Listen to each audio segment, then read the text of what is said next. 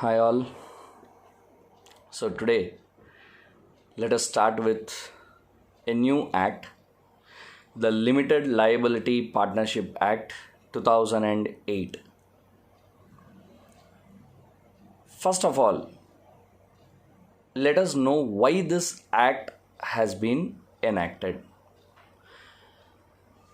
See, the law wanted to provide an alternate way of doing the business apart from our general partnership,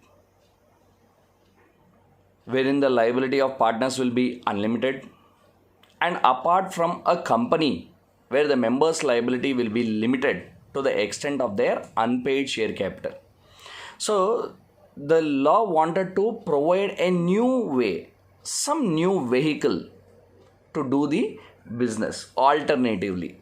Hence, they thought that yes, incorporating or enacting a law by the name the Limited Liability Partnership is very much in need, and hence they enacted this law called Limited Liability Partnership Act 2008.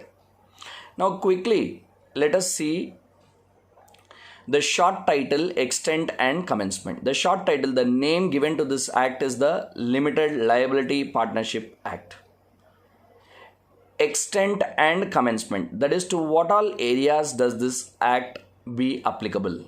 This act is applicable to whole of India, again including the state of Jammu and Kashmir. Then when did this act come into picture?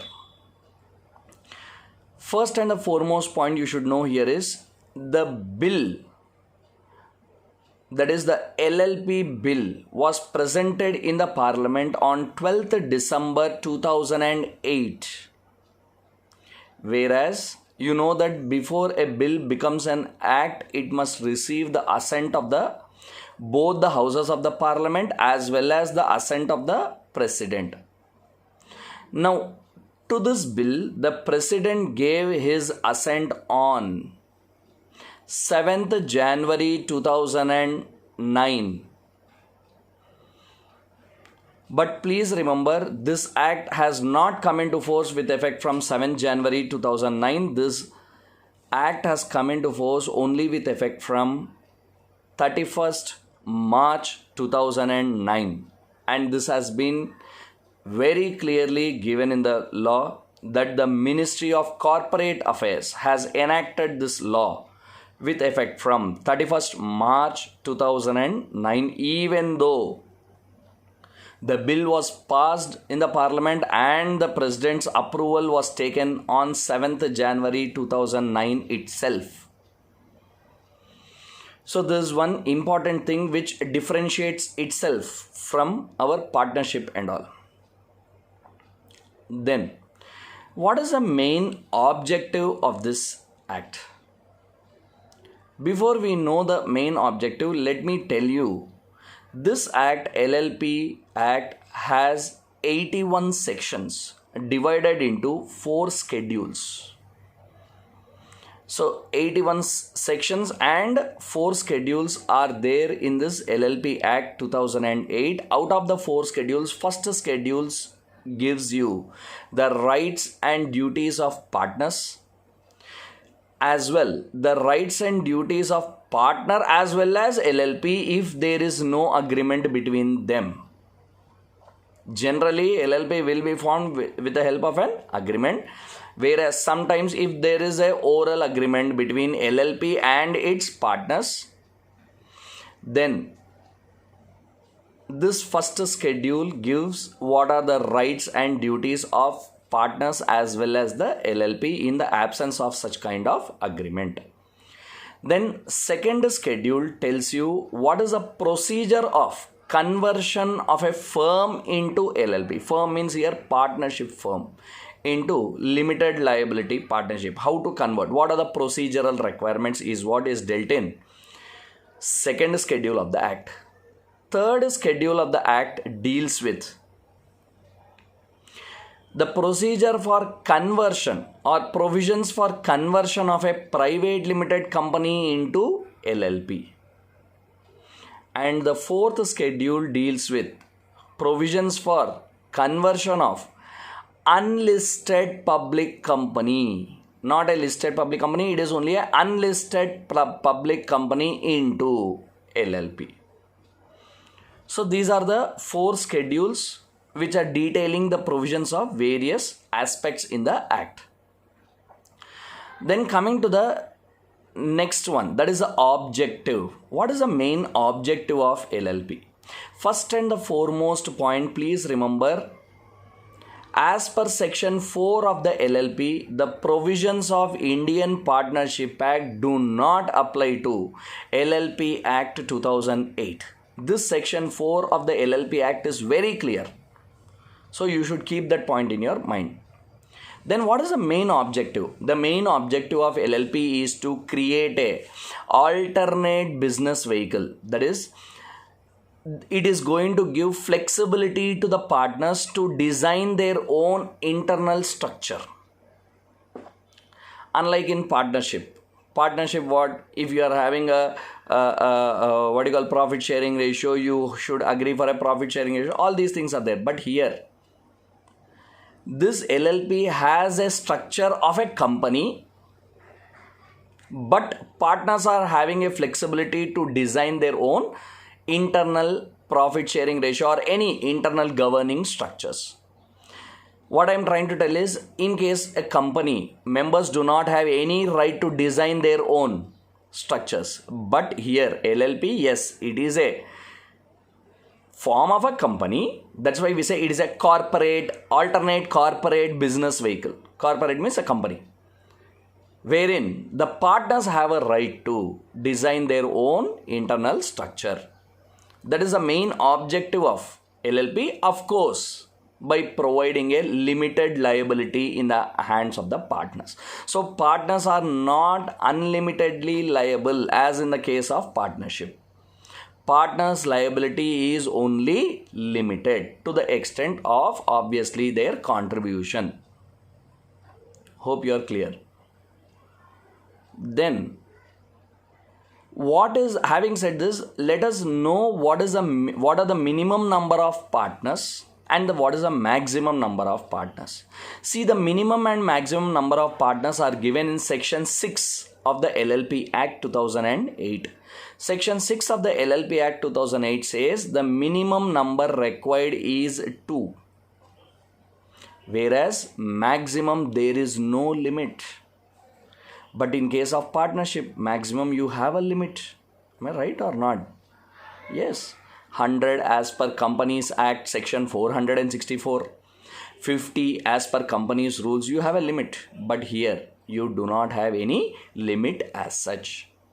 So you can have any number of partners in an LLP. Having said this, it also tells you one more important point. What is that important point is, if at any time in an LLP, if the minimum number is reduced to 1, like for example, a partner may die or partner may retire, who knows. So if at any time the LLP, the partnership or the number of partners is reduced to 1, you have a flexibility to run the LLP with only one partner till a period of 6 months. You can still run the LLP with how many partners? Just one partner for a period of 6 months. But in partnership, that flexibility is not there. You have to dissolve the partnership. Am I right or not? But here, you have that flexibility till 6 months only. So within 6 months, that one partner, whoever is remaining, he has to appoint another partner. Otherwise, if he fails to appoint even after 6 months, then what all acts are done by the LLP, this partner who is the single fellow, he will be liable for all the acts done unlimitedly, even though his liability is limited.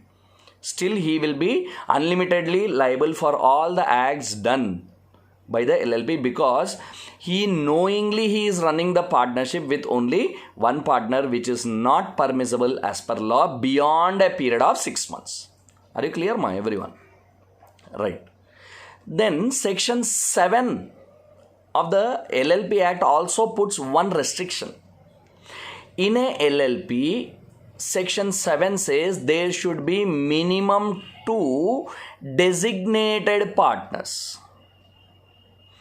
Designated partner means a partner must be registered with the MCA, that is Ministry of Corporate Affairs, to whom a D PIN will be allotted by the MCA, that is Ministry of Corporate Affairs. Designated partner identification number will be allotted. So 2 partners minimum should be called as the designated partners of LLP. Out of those 2, section 7 says one should be a resident in India. One should be a what ma? Resident in India. Now what do you mean by a resident in India? Resident in India means he must stay in India during the financial year for at least 182 days. Then he will be called as a resident. Otherwise he is no more called as a resident at all. Hope you are clear with this one. This is a brief about section 6 and section 7. Then coming to the next topic, definitions in LLP. The main definition in LLP is LLP itself. Section 2 subsection N. Section 2 subsection N tells you what is the definition of LLP. Simple. LLP means it is a limited liability partnership registered or incorporated as per the Limited Liability Partnership Act 2008. Simple. Very small definition. So by saying this, it also says, or it also gives you the definition of LLP agreement. Section 2O defines what you mean by an LLP agreement. It is an agreement between the partners as well as the LLP, saying that those partners are liable only till the value of their contribution. That is, their liability is limited. And this LLP agreement is a must to form an LLP. Without a LLP agreement, you cannot incorporate an LLP. Are you clear? Now, having said this, the next definition is section 5. It defines who is a partner. Till now you are telling there should be 2 partners, there should be minimum 2 partners. Who is that partner? Partner can be either an individual or a body corporate. Partner may be an individual or a body corporate. Now for this purpose, the individual must not be of unsound mind. The individual must not be adjudicated as insolvent. This is the point which section 5 is talking about. Similarly, section 5 is also telling a person being an individual or who, yes, body corporate. Now who is a body corporate? Section 2 subsection D defines a body corporate. A body corporate means nothing but an LLP, a company. These all are treated as body corporate, but it does not include a corporation, a local authority. These all are not treated as body corporates for the purpose of section 2D. Everyone clear about this? Then, having said this, let us see what are the essential characteristics of an LLP. And mind you, this question, what are the essential characteristics, is being asked for 5 marks. And in total LLP, maximum weightage which is asked for CA Foundation is only 5 marks. Are you clear? Very simple law. 3 or 4 questions are there. If you study that, that's more than enough. But to study them, you should know the concept, right? Right. So what are the essential characters of LLP? Let us see quickly one by one. First and the foremost essential character is LLP is a body corporate. So it is not directly a partnership firm. It is a body corporate. Nothing but it is having a features of a company. But partners are still having a flexibility to design their own internal structure. Second, it is a separate legally registered entity. It is a separate legally registered entity. That means unless and until, as I was telling you just now, unless until you incorporate the LLP, you cannot have LLP into existence. That's why it is a separate legally registered entity. Second. Then third, it is a artificial legal person. So LLP appears as a person. It is clothed with a characteristic of a person. But only thing is, LLP can't eat, it can't sleep, it can't marry, it can't be sent to jail. These are some differences which it lacks with human nature.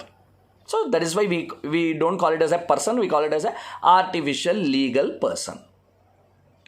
Then fourth, mutual agency, very important. What is mutual agency? We have learned in partnership, every partner is a principal as well as agent of other partners, correct? But here in LLP, partners are not agents of other partners, but they act as partners of LLP. That's it. So there is a mutual agency only between the partners and the LLP. Why? Because LLP is a separate person, but in partnership firm, the firm is not separate from the partners. Firm and the partners are one and the same where in the Partnership Act. But in LLP is different, the partners are different. Hence, partners are the agents of only the LLP. They are not agents of each other. Clear, everyone? Then next, it has a limited liability. Obviously, the partners of the LLP are liable only to the value of the contribution. Their liability is not at all unlimited. Then next, LLP is having a perpetual succession. What do you mean by perpetual succession? In case any partner dies, then what will happen? In case any partner dies, the LLP will not be dissolved, as we have seen in which one? Yes, exactly. As we have seen in partnership, the LLP will not be dissolved when a partner dies. That is the main feature of LLP. One of the essential characteristics, that is, it is having a perpetual succession. Then what is the other characteristic of LLP? Any idea? LLP agreement itself is one of the characteristic of LLP. That is, unless and until there is an agreement, you cannot form an LLP at all. That is one of the important characteristic of LLP. Similarly, a common seal. Now, LLP can be identified as a individual person, correct? That's why we told it is an artificial person, but it can be represented with a common seal. Common seal means stamp of the LLP. But it is not mandatory to have a common seal. Section 14 subsection C tells you if it wishes, LLP can have a common seal, but it is nowhere mandatory for the LLP to have a common seal. Then what about the management? Who will take care of the management of LLP? The partners in the LLP are only entitled to manage the business of LLP. But here you have to be careful with one point. When it comes to legal compliances means filing of documents. That also is one of the feature. I am coming to the next feature. Filing of the documents or compliance with the law, fulfilling the requirements in the law. These all should be done only by designated partners, not the normal partners. So there can be a partner as well as a designated partner in LLP. So any kind of legal compliances has to be taken care only by whom? Designated partner. Then the next one, as I was telling, e-filing of documents. The LLP must file all the documents online only. There is no pressure on LLP. There is no option for LLP for what? Filing the documents manually. So that is mandatory for the LLP. Then next one, what we have to see is profit motive. The LLP must be formed only with a motive of earning profits. So there should be no, obviously, a motive to earn losses. No person will form an LLP to earn losses. As simple as that. So these are some characteristics which is being asked for 5 marks. Please be careful. Then comes your, what are the advantages? Sir, if I have LLP, what are the advantages basically? The first and the foremost advantage is, even though it is a corporate structure, it gives a flexibility of having your own agreement. So you can design, the partners can design their own agreement, and they can also do detailed legal and procedural requirements. Second, it is very easy to form as such. There is no problem at all. It need not undergo various compliances like a company undergoes. It's very simple. Just 3 steps it can be formed. Next topic is that only, and I'll come back to that. Then next, all partners will enjoy only limited liability. They won't enjoy unlimited liability. So that is one of the advantage of LLP. Similarly, you can have your own capital structure, flexible capital structure. And lastly, last advantage of LLP is it is easy to dissolve. Whenever you want, you can happily dissolve. There is no problem at all. Everyone got a clarity now? Then, having said this, let us know the differences between LLP and partnership firm. Now you have to tell me the differences between, you have to recollect all the differences between partnership and LLP, as we have already learned the differences between partnership and joint stock company, partnership and HUF. Similarly, we also learned partnership and co-ownership. Next, partnership and club. These all differences we have learned. Now let us see, since we are in LLP, let us see what are the differences between LLP and partnership. First and mind you, they are asking for 5 marks. Please be careful. A difference between LLP and partnership, or difference between LLP and company. And I am guessing a question from this differences in this May examination, because till now, previous question papers I have gone through, no question was asked as a differences between partnership and LLP and partnership and LLP and company. So they might ask you, please be careful. Okay, but it is not the final one. It's only a guess from my side. Tomorrow don't scold me, sir, you told the question did not come. Okay, so I'm making a disclaimer. I'm just guessing a question. Now, what are the differences between LLP and partnership? First difference, LLP is formed as per LLP Act 2008, whereas partnership is formed as per partnership, the Indian Partnership Act 1932. Second difference, LLP is a body corporate, whereas partnership is not a body corporate. The minimum number required to form LLP is 2 and the maximum is unlimited, whereas in partnership firm, what? Minimum is 2, maximum is 100 as per section 464 of Companies Act, 50 as per companies rules. Similarly, LLP is a separate legal entity registered, whereas partnership is not a separate legal entity registered. Then LLP is created by a legal incorporation process, whereas partnership is not incorporated by any legal process as such. That is why we say in partnership, registration is only optional, whereas LLP without registration you can't form.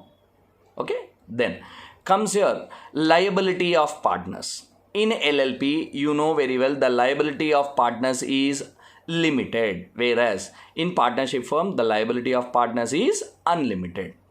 Then mutual agency, very important. In case of LLP, the partners are the agents only of the LLP. They are not agents of each other, whereas in partnership, yes, they are the agents of each other. That is why we say business carried on by all or any one of them acting for all in partnership. Hope you remember, right?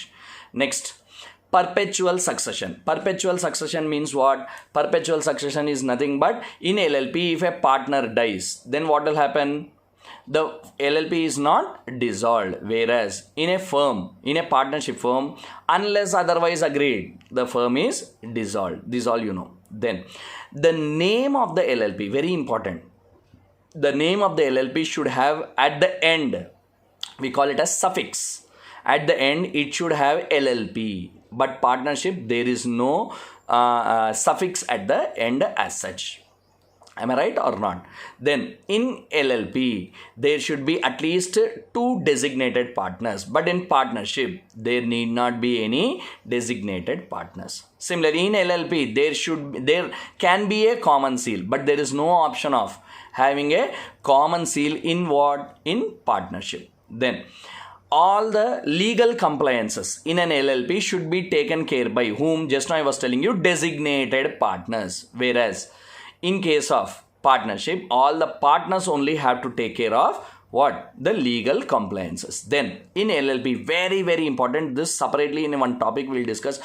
Annual filing of documents is mandatory. LLP has to file to show that it is still under existence. Every year it has to file a statement of accounts as well, an annual return, whereas such requirement is not there where? Obviously in partnership. Similarly, in LLP, a foreign national can become a partner in LLP, whereas in partnership firm, foreign nationals cannot become a partner in a partnership firm. Similarly, what about the Chotu? Minor. Minor cannot be admitted to the benefits of LLP also. Whereas in partnership firm, what we learned? Yes, he can be admitted for the benefits of what, my dear? Benefits of partnership. So these are some differences between LLP and partnership. Then now let us quickly go through the differences between LLP and the company, joint stock company, or you can call it as limited liability company also, either ways. Now let us see, LLP is formed as per the LLP Act 2008, whereas company is formed as per the Companies Act 2013 or any previous law which was in force. That is nothing but Companies Act 1956. Very good. Then the members in the LLP are called as partners, whereas in company they will be called as what? Shareholders, or you can also call them as investors. Then in LLP, partners have a flexibility to govern their internal structure, but in company, no member has a right to govern their own flexible structure. Similarly, the name of the LLP should have LLP at the end, whereas the name of the company should have either private limited at the end or limited at the end. Then similarly, what is the minimum number of persons required to carry on the business? Obviously, minimum number required is 2, whereas maximum there is no limit in case of LLP. In case of company, you know there are 2 types of companies. One is private company, other one is a public limited company. Private limited company, minimum is 2, maximum is 200. Whereas in public company, minimum is 7, maximum is, obviously there is no limit at all. Then what about the liability? The liability of partners is limited to their agreed contribution, whereas the liability of a company is limited. So in case of company, the liability of members is limited to the extent of what? Unpaid share capital.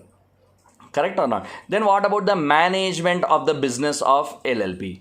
The management of business of LLP must be taken care by whom? Obviously by the partners. Whereas in a company, only the board of directors take part in the day-to-day activities. Nothing but the management is taken care only by the board of directors. So these are some differences between LLP and a company. Then coming to the incorporation of LLP. Okay, sir, I liked this LLP differences, the benefits, advantages, etc. How should I incorporate an LLP is the next question. This procedure for incorporation is again asked for 5 marks already in the past exam questions. So let us see. There are 3 basic steps in incorporation of LLP. What are the 3 basic steps in incorporation? Number 1, you have to file E-form number 1. You have to file what? E-form number 1. E-form number 1 says what all you have to acquire, like the approval of the name. You, before approval, you should check whether that name what you selected is available or not. So that all those particulars should be filed in e-form number 1. Then after you filed e-form 1, next thing you have to do is, obviously, you have to file e-form number 2. What is that e-form number 2? It tells you what are the details of partners of LLP. That is, who are going to be the partners, who are going to be the designated partners, all these things, who are going to act only as a partner, only as a designated partner. All these things should be given in e-form number 2. Once you submitted the e-form number 2, you must execute an LLP agreement. I was telling you just now, without an agreement you can't form an LLP. You must execute an LLP agreement as per section 23 of the LLP Act 2008. Now that agreement is required to be filed with the registrar in e-form number 3 within 30 days of incorporation of LLP. Within how many days? Within 30 days of incorporation of LLP, you have to file that e-form number 3.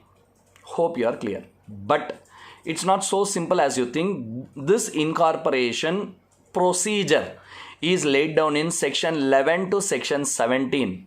Of course, you can also take section 19 also, but still, in the ICA material and all, what all is given, I am going to tell you. Of course, section 19 also will be discussing. So section 11 to section 19 gives you different procedures. Let us discuss what all are those procedures one by one. The first and the foremost procedure what is given by section 11 to section 19 is section 11, first one. It says incorporation document submission. So first of all, you know, LLP has to be formed with a profit motive, and of course there should be minimum 2 people. These persons have to submit a form with a prescribed fees. Yes, whatever prescribed fee, it all depends from state to state with the registrar of the state in which your LLP is situated. Now, once you are submitting these documents, it is not sufficient. You must also file a statement. What is this, sir? New thing. What is the difference between document and a statement? Please understand, incorporation document or LLP registration document is only a form which tells you who are the partners, what is the name of LLP, where is the place located, all these things, it is there. But what is the authenticity? What is the genuinity? That these all are correct, for which the act requires a chartered accountant or a cost accountant or a company secretary or an advocate to file a statement saying that, sir, I have gone through all these documents which are being submitted by the partners of the LLP, and I see that all the documents are true and fair to my knowledge and belief. This I have to submit. So without a CA or CMA or CS or advocate's signature, an LLP cannot be incorporated. Are you clear, my everyone? Then that incorporation document, you know very well, it should contain the name, as I was telling you, name of the LLP, the nature of business of LLP, the partners of LLP, principal place of business of LLP. All these are anyhow by default. As we have done in partnership, same things you have to prescribe.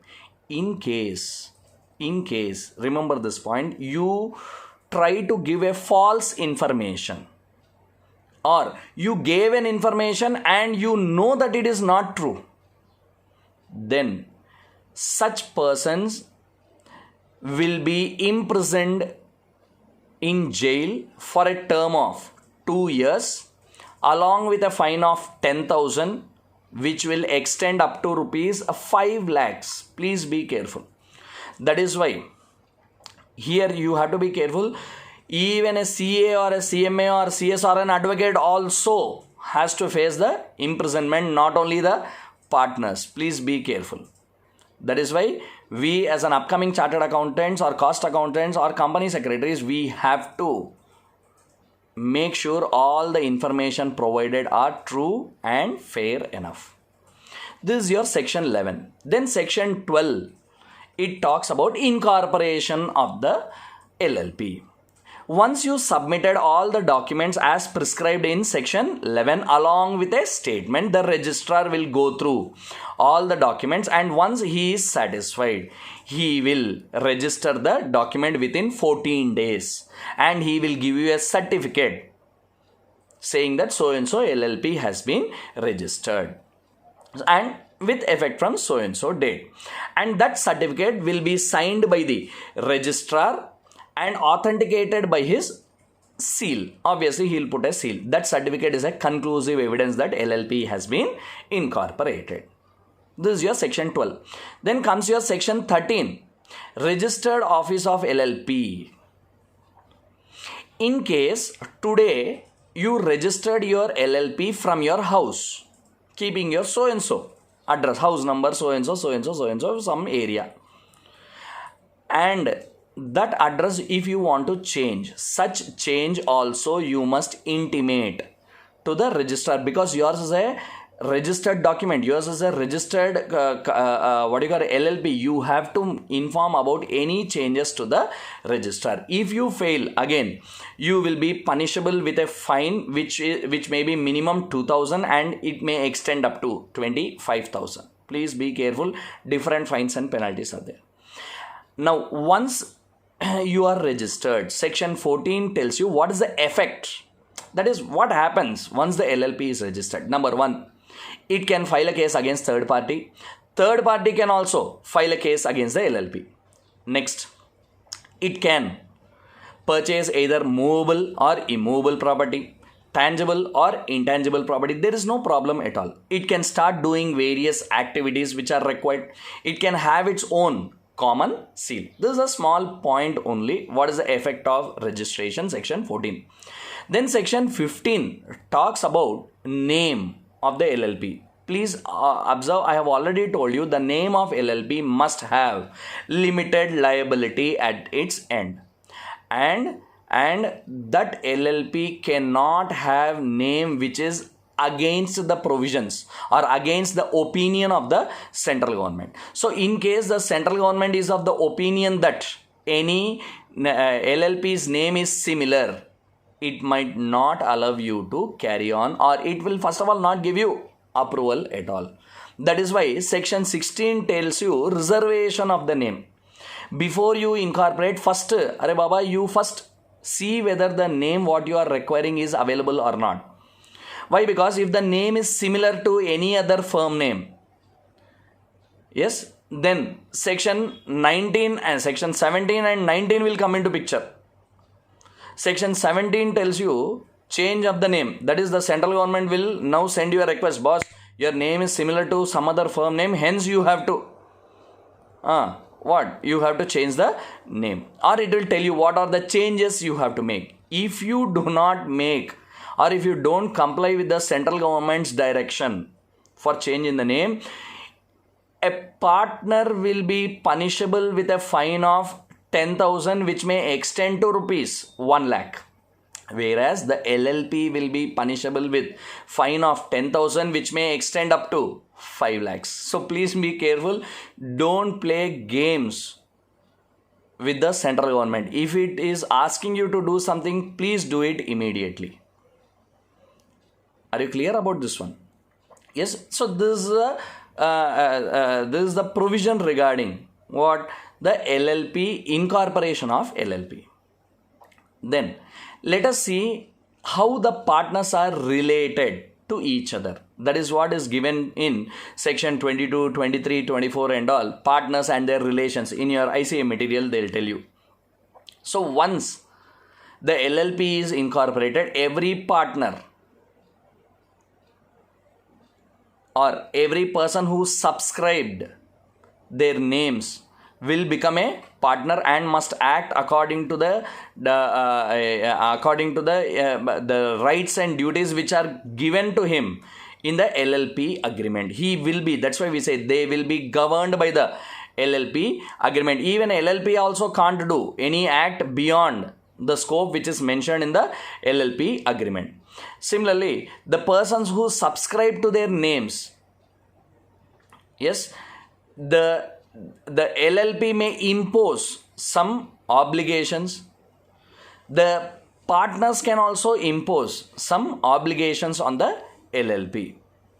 Similarly, if there is no agreement, the mutual rights and duties of the partners and the LLP shall be determined according to the provisions as which are given in first schedule. I was telling you this only. Unless until there is an agreement, you can't incorporate an LLP. But that's what I am telling you. If there is no agreement, then first schedule will come into picture.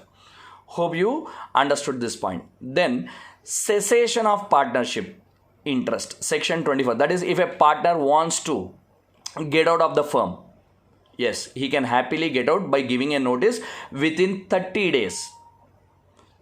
So, if he wants to go out after 1 month, now itself he has to give notice, Are Baba, please see that I am not going to continue as a partner.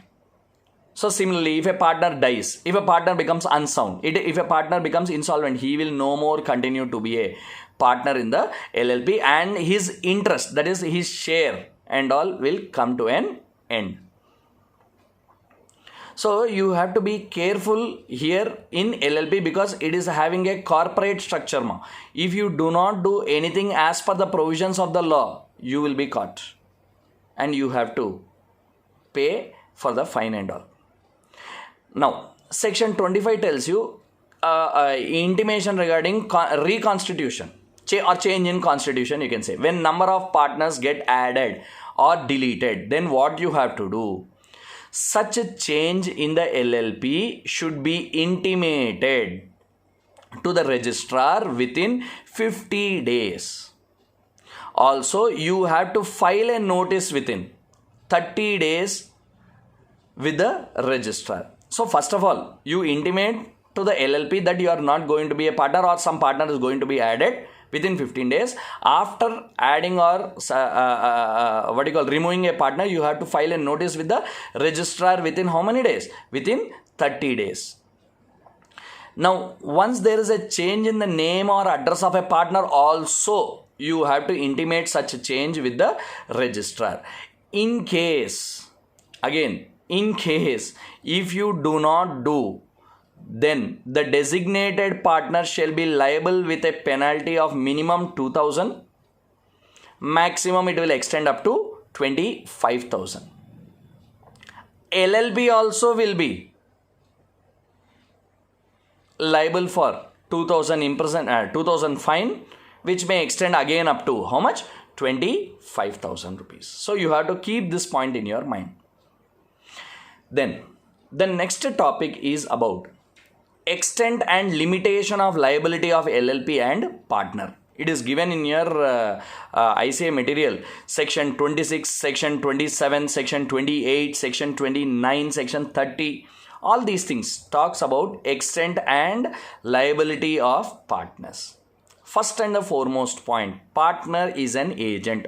I have already told you, section 26. A partner will be an agent only of LLP, not of other partners. So he is not liable for the acts done by other partners. He is only liable for the acts done by LLP. This is the section 26, which is talking about partner who is only to be treated as an agent of LLP. Then section 27, liability of LLP. Now, how far the LLP will be liable? LLP will be liable for acts done by the partners, but LLP will not be liable for any act which is done by the partner where the partner does not have any authority to do so. Similarly, when the partner does not have any authority to do so, he can't bind the LLP with his act or any wrongful act. However, if it is done within his authority, then LLP will be liable to third parties. Similarly, the liability of LLP shall be met out of the property of the LLP. Why? Because partner's liability is limited. So, partner's personal property will never come into picture. It is the LLP property only which has to be used for bearing the liabilities of LLP. Then what is the liability of the partner of the LLP? To what extent? You know very well. The partner is not personally liable for any wrongful act. It is only provided it should be within his authority. It is only his contribution will be liable. Then what is the liability of a partner by holding out? Section 29. You know, partner by holding out or estoppel means a person, even though not a partner, but he represents himself as a partner, or he permits the other partners to represent himself as a partner to the third party. Then what will happen? He will be liable to all such act without any reference to any provisions of the act. He will be liable to the extent of benefit received by him from the third party. He will be liable only to the extent of benefit received by him to the third party. Are you clear about this one? Then section 30 talks about unlimited liability in case of fraud. See, till now we have been discussing about only about the limited liability of the partner, but now it talks about unlimited liability in case of fraud. In case of fraud only it is telling you. In case of fraud by either the LLP or any of its partners, that is, any act is done with an intention to cheat or deceive the third party. Best example is creditors. Then the liability of the partners will be, the liability of LLP as well as the partners shall be unlimited. So you have to be careful. It will be totally unlimited. There is no limited liability. In case you formed an LLP only for the purpose of cheating, then the person who was involved in formation, who knows that it was done for purpose of cheating, he will be imprisoned with a term of 2 years and penalty of 50,000 rupees minimum, which may extend up to rupees 5 lakhs. Are you clear, everyone? So this is the point you have to be careful in your LLP. Extent and liability, they are asking you for 5 marks. Please be careful. Another important area which the ICA is asking you is, what are the books of accounts and documents to be maintained by LLP? This point is being asked in the examination, and this is having only 2 sections, basically section 34 and 35.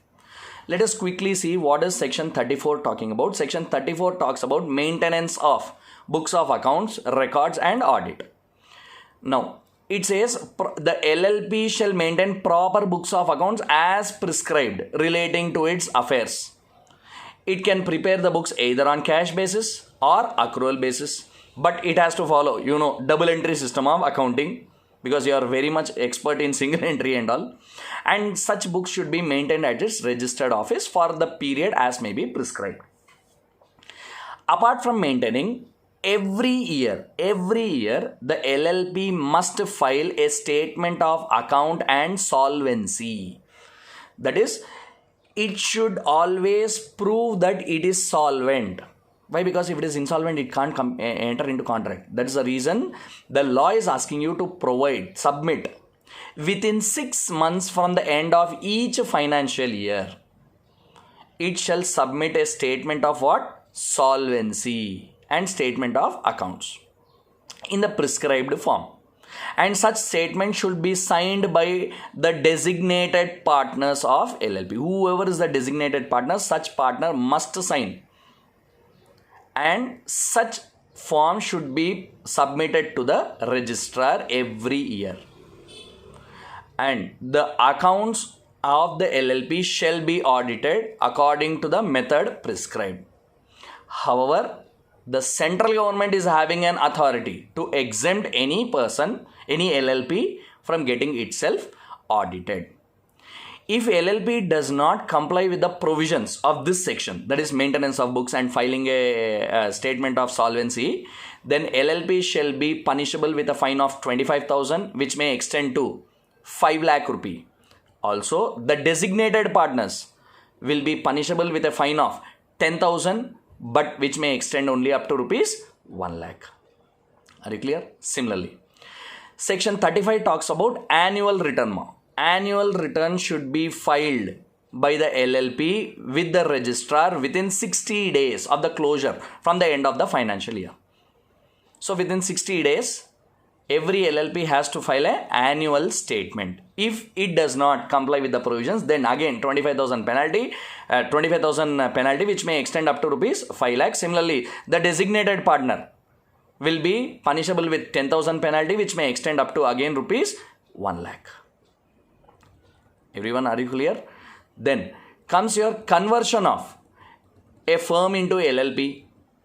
Conversion, that is your first schedule, section 55, second schedule, section 56, third schedule, section 57, fourth schedule, section 58. Once an LLP, once a firm or a private company or an unlisted public company is converted into LLP, what will happen? The law says all the partners of the firm should become the partners of LLP. All the directors of the company should become the partners of LLP, obviously with the two designated partners. All the assets and liabilities of the firm, assets and liabilities of the company should now become the assets and liabilities of LLP. There is no question of leaving any assets or liabilities in the balance sheet as such. Once you are converted, you will also get the certificate in the prescribed form, as we were discussing in section 12. Incorporation by registration, we told, no, that one. So the registrar will give you a certificate. From that date only the LLP shall come into existence, and the name will have LLP at the end. Correct or not? And the liability of all the partners will become limited. Only the LLP will be liable for all the acts done, and its liability will be totally unlimited. Understood? And the last topic what I wanted to discuss in LLP is winding up and dissolution. Section 63, section 64 and section 65 deal with winding up and dissolution. There are two ways of winding up of LLP. What are the two ways of winding up of LLP? First, LLP as per section 63, it can wind up itself voluntarily, or it can be wound up by the tribunal. Tribunal means small courts. Courts in a small rooms are called as tribunals. So these are the two ways of winding up. When you are winding up the LLP voluntarily, there is no problem as such. But when the tribunal is winding up, section 64 will come into existence. Section 64 tells winding up of the LLP by a tribunal. Now the tribunal will wind up only if certain things or certain issues are being dealt. What are they? Number one, tribunal will wind up if LLP decides to wind up and it files a case.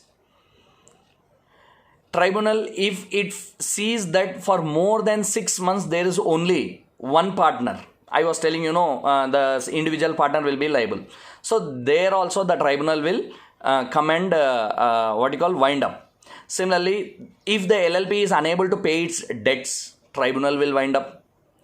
If the LLP is formed in contraventions of the provisions of the law, or it is affecting the integrity or sovereignty of India or the security of the public, then the tribunal will wind it up.